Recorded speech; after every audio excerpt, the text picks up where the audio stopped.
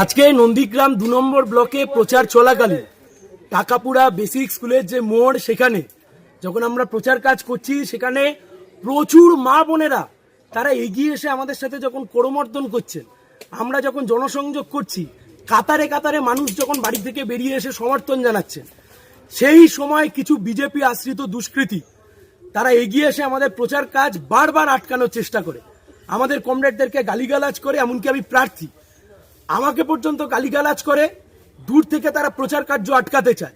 পাল্টা সেখানে আমরা প্রতিরোধ গড়ে তুলি। এরা হচ্ছে সেই লোক যারা কিছুদিন আগে তৃণমূল কংগ্রেসের ঝান্ডা ধরে নন্দীগ্রামকে অশান্ত করত, আজকে এরা বিজেপির ঝান্ডা ধরে নন্দীগ্রামকে অশান্ত করছে। নির্বাচন কমিশনের দৃষ্টি আকর্ষণ করব যে নির্বাচন কমিশন এই মুহূর্তে গোটাটাকে হ্যান্ডেল করছেন, কিভাবে এই সমস্ত মোস্তানরা এখানে এই সমস্ত গুন্ডামি করার চেষ্টা করছে। পাল্টা প্রতিরোধ আমরাও করেছি। খবরদারের জন্য কেউ ভাববেন না কেউ চোখ